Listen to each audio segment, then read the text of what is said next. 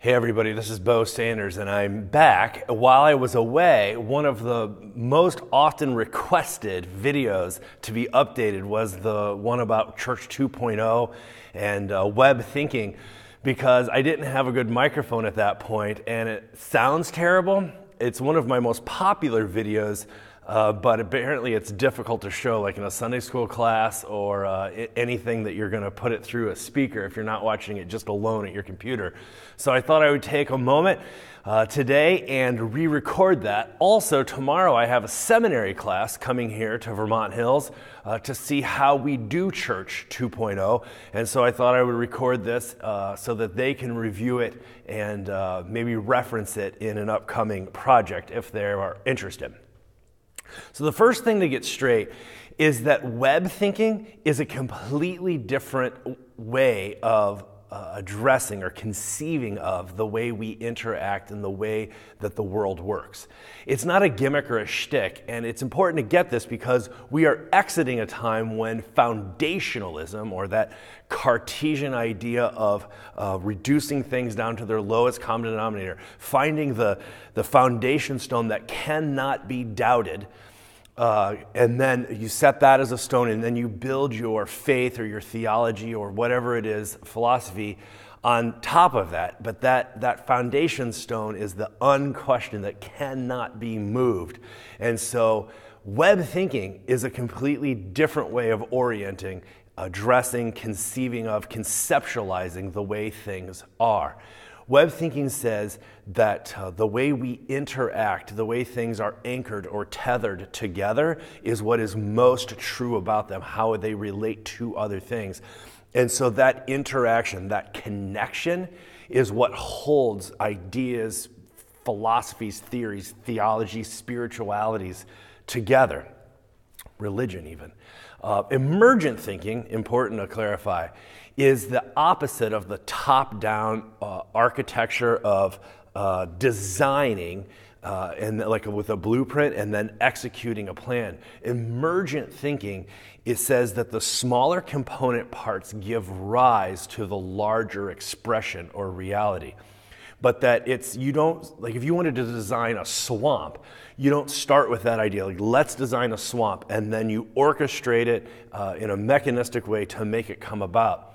A swamp is an emergent reality with the way that the water and the ecosystem and the plants and everything comes together, and then it expresses itself in something that we have identified as a swamp. So that understanding faith or religion, theology, philosophy, culture, society, in an emergent way says that the smaller component parts give rise to the bigger reality.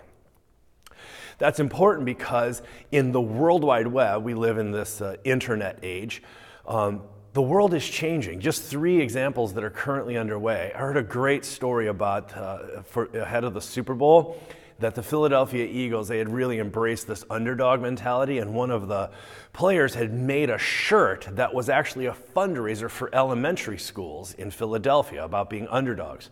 The NFL got a hold of it and started selling it on the NFL's website.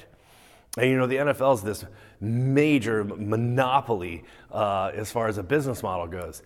But because of social media, the Philadelphia Eagle players were actually able to put pressure on, in a public way, the NFL and say, hey, how much of that money is going to elementary schools? And the NFL, so much attention was paid to it that they actually had to change and start giving some of that money, and they decided to give all of the profits to elementary schools in Philadelphia.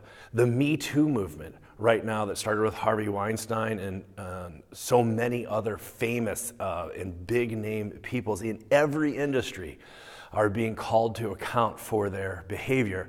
What's happening right now in Florida with the latest mass shooting is a little bit different than the ones who have come before, because these students are harnessing the capacity of the World Wide Web to draw in an influence, and they're not going to quietly take no for an answer.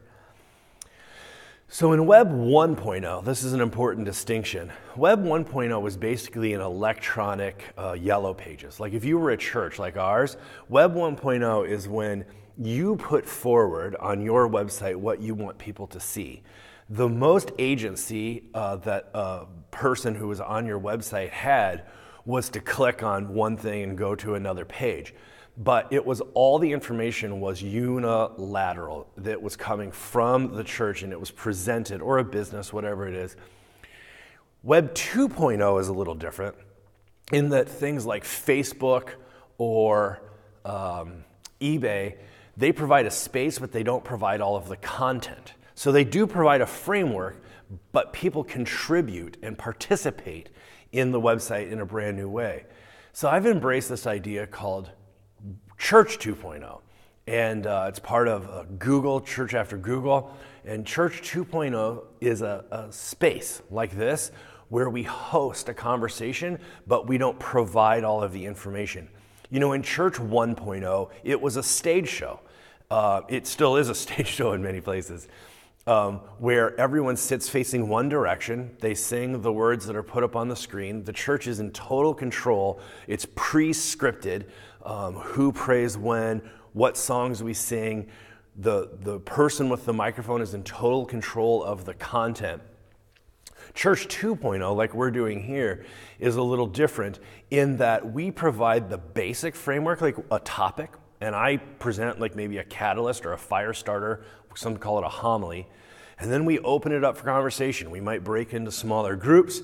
We might have people talk back with me. We might put some people at the table here and have them reflect on the topic and take it in whatever direction they may want to do.